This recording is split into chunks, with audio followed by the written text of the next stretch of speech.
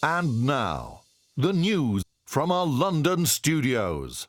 MTA International brings you the world news. Assalamu alaikum wa rahmatullahi wa barakatuhu. Welcome to MTA News. Mr. Suleiman Yeri Ali, a respected journalist from the Kenya Broadcasting Corporation, travelled to Islamabad to enjoy the honour of meeting Huzoor Anwar, may Allah be his helper, on Tuesday morning. What followed was a wide-ranging and fascinating interview on various global affairs, which has aired on KBC. MT International were also honoured to film the interview. How is the world moving right now? Is it regressing or progressing in religion? It is quite clear, quite obvious. You could see that they are very fast approaching towards World War. And even G7 convention here and then other conventions, although they say they have achieved their targets or they have discussed so many matters, but I think it was not very much fruitful discussion. So Trump has his own policies, America has its own policies, China has its own policies, and now there's a trade war between America, China, and other countries. So, and nobody is interested for the betterment of their next generation. Every country, every party, every leader has their own vested interests. So how can we say we are progressing?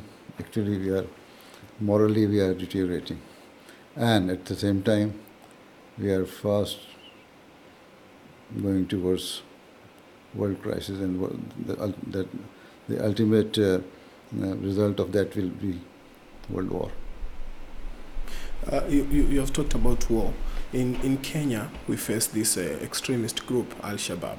So many youth, the second generation which we are looking for right now, is being moved, is being called to that They are group. influenced by Al-Shabaab? Yeah, influenced by Al-Shabaab. Because it's not only in Kenya, everywhere. Al-Qaeda, Taliban, Boko Haram, in Nigeria and other West African countries, Taliban in Afghanistan, Al-Qaeda in Middle East, ISIS in Middle East. Because of the economic crisis. If you observe and see, minutely go into detail, you would see that all started after 2008 economic crisis. Youth does not have jobs. This is why they are frustrated.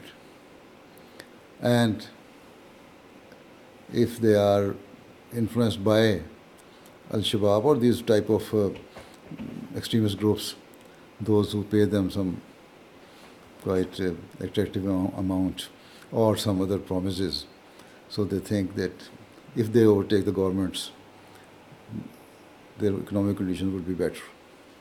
So this is why they are influenced. So if governments provide job opportunities to the youth and leaders serve their nation honestly, all the resources, country's resources are well organized and utilized for the betterment of the country, then I think 70% of this frustration will be removed, and they will not go into the hands of any of the extremist groups.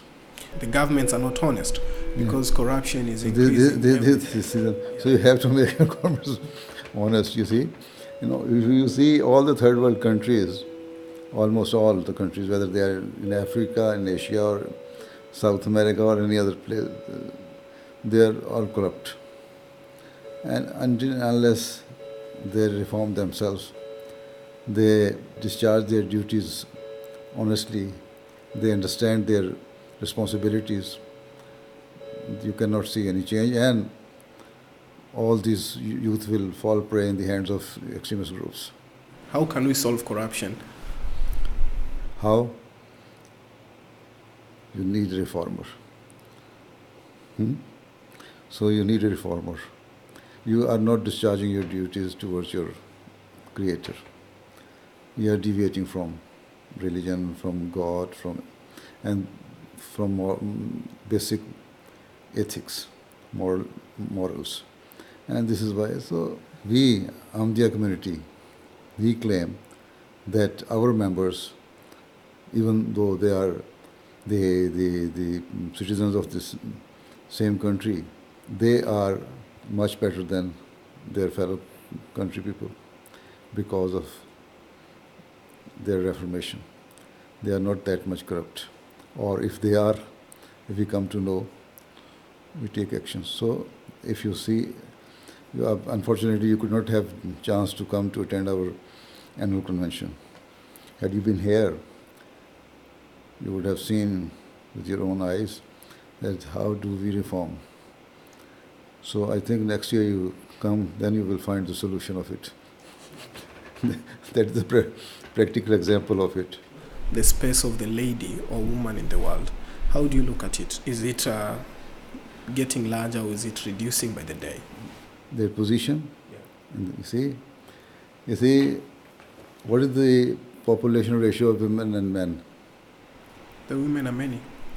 Women are more than the men, yes? Almost 51-49%, right? Despite that, all those countries, those who claim themselves to be very modern countries, and they are almost always speaking of the rights of the women, their head of states are not women, despite the fact that the number of the women is more. Not only that, even in the parliament, you would see 90% of the member of parliaments are, even in the developed countries, are from among men. So, see, they're although they raise slogans that women should have rights and this and that, but they are actually not practically going according to their claim. But in Islam says that there's a distribution of labor. Men have these duties, women have these duties. Women should take care of their houses. But at the same time, they should be well educated. This is why among Ahmadis, our ladies are more educated than men. The literacy rate of women, Ahmadi women, is more than the men. Because they are going to raise up the next generation who is going to work for their nation. So, if generations are trained well, they can help you. You see, you were asking that how can we reform?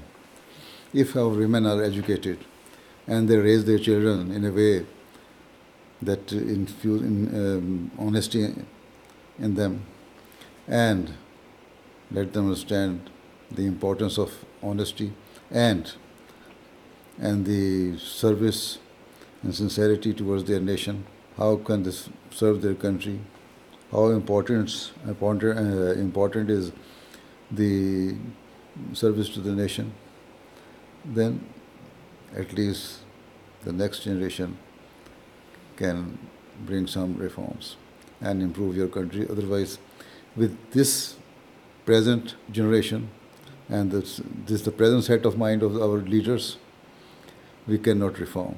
And you cannot say that your countries can ever develop or can get better. So in Islam, women have the rights of inheritance. Women have the right to get education if they are capable and have fertile brain. They can become a doctor, engineer, or any of the profession. But at the same time, their duty is to run their household, to take care of their children, so that next generation is brought up in a better way. So many young marriages are not working. what might be the problem with the marriages? Marriages are not working. Yeah, marriages are not working. You see, this is all frustration. And media. You people, those who are connected to the media, you see, you can play a role. You see, bring peace in the society at every level. Even if they are matrimonial affairs or other social affairs, right? So if you are showing some programs, films, dramas and some other things which are giving the lesson, giving the message of, of your own right, then everyone will claim for their own right, men and women. But we say that according to Islamic teachings, you should give more emphasis on giving rights to others. If the responsibility, if they understand this thing, and everyone understands their responsibility, then they can live together amicably, husband and wife. Marriages are breaking because there is frustration. Women say that I have this much right. Man says this, you have to serve like this. So marriage is a bond. We should respect each other. Normally, when any new couple come to see me, I always advise them that, you see, everyone has the shortcoming. So when you see anything wrong in any other party and your spouse, then close your eyes, close your tongue, and it will be okay. Right? Yeah, true.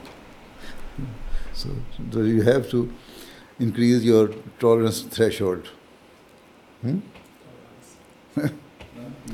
Your last message to the Kenyan people? To the leadership that try to be honest and serve their nation. And don't think that you are the ruler of the nation.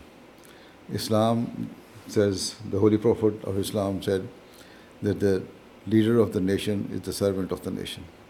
If your leadership realizes, and the leadership of every underdeveloped country realizes it, you can better serve your nation and you will prosper and progress. And for the people, you have to be honest and hardworking at the same time. You see, our people, our businessmen, our trader, they do not honestly pay their tax, due tax. They try to find some loopholes how to hide their tax, how to avoid their tax, payment of taxes. Secondly, hard work. They should work hard and honestly for the betterment of the country. The Holy Prophet said that love of your country is part of your faith. If you follow this guidance, guideline, instruction, and make it a motto that you love your country because of your faith, and for that you will have to work hard. So then everything will be okay. So both leaders and the people should realize their responsibilities and work honestly and do hard work. Okay, thank you. Right? Yeah. Shukran. Thank you. That was an interview Huzoor graciously granted Mr. Sulaiman Yere Ali of the Kenya Broadcasting Corporation. We now turn to the final segment for today's program, the summary of the Friday sermon as delivered by Hazrat Amir al-Mu'mineen, may Allah be his helper. In this week's Friday sermon, Huzoor continued his series of sermons on the Badri companions of the Holy Prophet ﷺ. Whilst narrating the accounts of the companions, Huzoor mentioned the Ashab-e-Sufa. Ashab-e-Sufa refers to those poor companions of the Holy Prophet ﷺ who used to live in a lounge attached to the mosque of the Prophet ﷺ, those who he himself would take care of. एक बार अहले सुफ़ा की एक जमात ने बारगाह नबी सल्लल्लाहु अलैहि वसल्लम में शिकायत की कि खजूरों ने हमारे पेट को जला दिया है, सिर्फ खजूरें ही खाने को मिलती हैं और तो कुछ मिलता नहीं। رسول اللہ صلی اللہ علیہ وسلم نے ان کی شکایت سنی تو ان کی دل دہی کے لیے ایک تقریر کی جس میں فرمایا یہ کیا ہے کہ تم لوگ کہتے ہو کہ ہمارے پیٹوں کو کھجوروں نے جلا دیا ہے، کیا تمہیں معلوم نہیں کہ کھجور ہی اہل مدینہ کی غذا ہے، لیکن لوگ اسی کے ذریعے سے ہماری مدد بھی کرتے ہیں اور ہم بھی انہی کے ذریعے سے تمہاری مدد کرتے ہیں۔ پھر آپ نے فرمایا کہ خدا کی قسم 1 یا 2 مہینے سے اللہ کے رسول کے گھر میں دھواں نہیں اٹھا ہے، یعنی صرف میں نے بھی پانی اور کھجور پر بسر اوقات کی ہے اور میرے گھر والوں نے بھی۔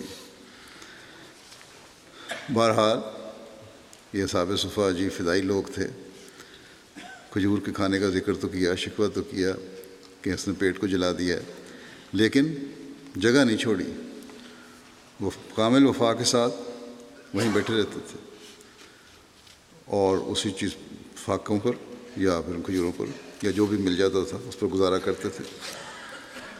In the end, Huzoor announced and led the funeral prayers of Tahir Arif Sahib, Director Fazle Umar Foundation.